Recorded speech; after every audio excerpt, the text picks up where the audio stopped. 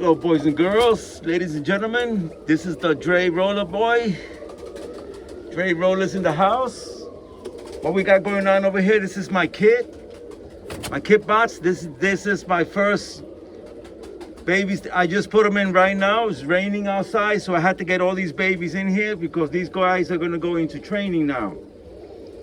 The way that I do this, every year I fly a brand new kit. So right now I have 23 babies. They're already weaned. They eat by themselves. So now we're gonna fill up this tray with some food, and we're gonna make sure that before I cut, look at this. This is what I do.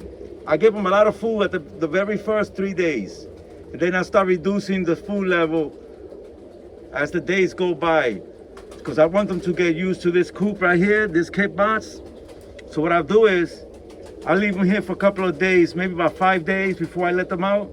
But every day I will be reducing the feed level so that by the time I let them out, they are completely starving. So that way I can get them back in. And that's how I'm gonna train them. I do this every year. I've been doing this for 10 straight years in this loft. So I know what I'm doing with this. You know, you can't keep these babies starving the first day because they will go under. They just came from their parents who they're still begging for food and eating and everything like that. So we want to keep the food intake very, very, very strong, like if they were being fed by their parents. So now when I fill up the food here, this tray with food, the first 2 days they'll have food all day long. And then on the third day, they'll still have food the whole day, but not a lot. They'll eat mostly in the morning, and then I'll pull the tray out, and then I'll give them a little bit more again in the afternoon. And then on the day that I let them out, that day I won't feed them at all. But I will reward them when they come back in the coop. As soon as they come back in the coop, sometimes I will have to catch them by hand to put them back in because I don't think all these guys fly yet. So I will put them back in, and when they're all in, everybody eats. And they will not eat a lot. They will just eat enough so that they can survive through the night because the next day is training all over again. So I want to talk about the colors on these birds. These are all Birmingham rollers. A lot of black birds. They look dark right now, but most of them are kites. Kites is a gene that comes from the almond. You can't get a real good almond without the kite, because the kite is what puts the colors in the almond. Those black speckles that you see, some nice almonds, those colors come from kites. So we have I think we have about 3 or 4 almonds in here. The rest are all kites and like blue checkers and all that. That's okay, because these are my flying birds. I do not expect to have all these birds by the end of the summer. By the end of the summer, I will have less because the hawk will hit them. They will fly high and they will get lost and the wind will come and everything. There will be drama around here, believe me. So I'm starting off with 23 youngsters for now, but I have more in the coop that are still in the box. And when I see that all these shelves are full, that every shelf, every bunk here is taken, that's when I will start putting. Because around here we have a lot of falcons, coopers, all kinds of stuff. Even a blackbird that eats pigeons. I don't know what kind of blackbird that is. It's not a crow, so don't tell me it's a crow because it's not. It looks like a falcon, but it's all black and it has a long tail like a cooper. So I never seen that kind of bird before. I looked at it. I try to look for it online. I try to look for it on a falcon book that I have here, and there's no such thing as a black falcon that I see on the internet or on the book. So I do not know what kind of bird that is. All I know that he does not dive at them like the falcon. What he does is he scares the birds, and then he pretends he's leaving. So when the birds make a left turn to go around, boom, he turns back, he counterclockwise and boom, nails one. And he gets him with his feet. So that gives me an indication that he's some kind of a falcon. I'm not saying he's a falcon, he's something of a hawk or a falcon or something. He's skinnier than a crow, and he's got wings like a Cooper hawk and the tail like a Cooper hawk, but he's all black, and there's usually 3 of them. So when those 3 guys come, it's guaranteed I'm losing something because they do not play.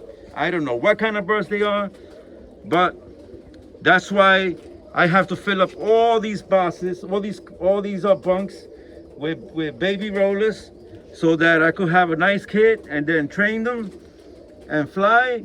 And every day, or every 2 days, or every 3 days, I will be losing one. Believe me, because around here it's like the flying in the place from hell.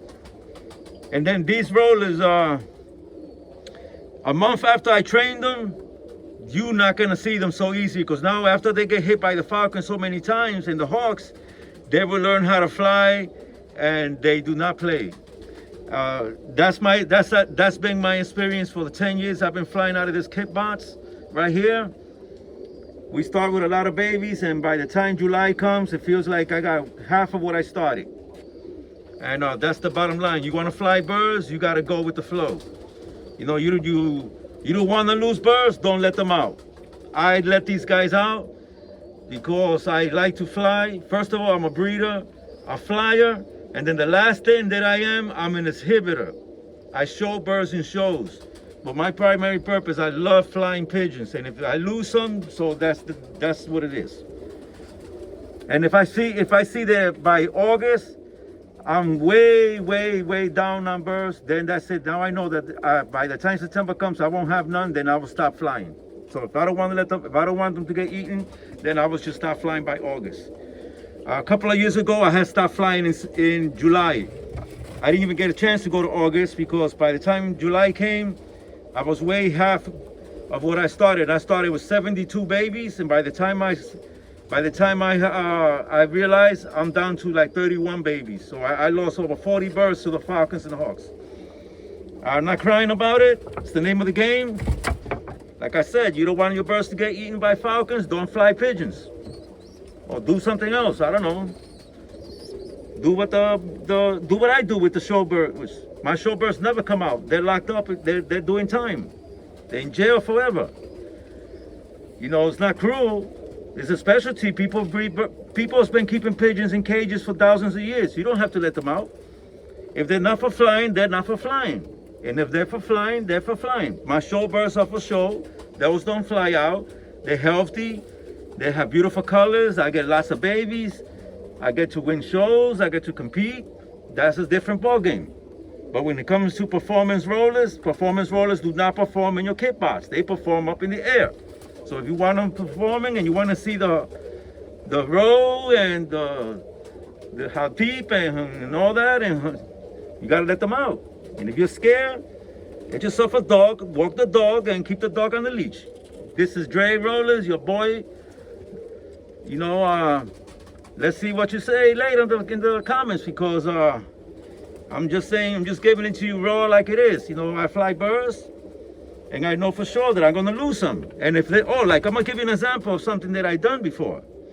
When I breed very rare colors that I know for sure I definitely want to show that roller in a show, the first thing I do is don't let him out. I keep him right where he was born at in the breeding box, in the breeding coop. I keep him in the breeding loft. That bird never comes out, because I do not fly my breeders. I only fly young kids. And then by the time the show season comes, I still got that little wild looking eye color that I wanted to, you know, preserve for the show season. See? So I know what I'm doing when it comes to this. I have a lot of experience when it comes to flying pigeons. I've been flying pigeons since 1973. And this is 2024, so you do the math and let me know how much time I got flying pigeons. I'm not great on math, but I'm great at flying pigeons. That's for sure. I've been flying pigeons since the 3rd grade, man. I used to fly pigeons in the window coop out of a slum building in the Lower East Side in my bedroom. We had no landlord because the building was condemned. We lived in an abandoned building just about. We had no landlord, no super, no nothing. We had no hot water, rats in the apartments. And my mother was waiting for the projects to call us so that we could move into the projects. And while we were waiting for the projects, I built myself a coop in the window, shoved it out the window. I had ballheads, tiplets, flights. They were 50 cents a bird back then, so you know they weren't the greatest birds, but they used to fly, and I used to catch strays. At 13 years old, I had a coop in the roof.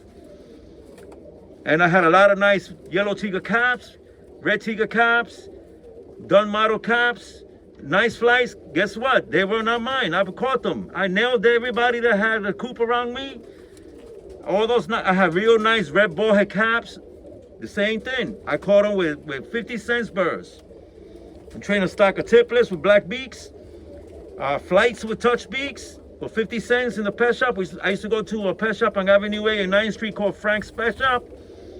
I used to buy a pigeon feed, 10 pounds for $1.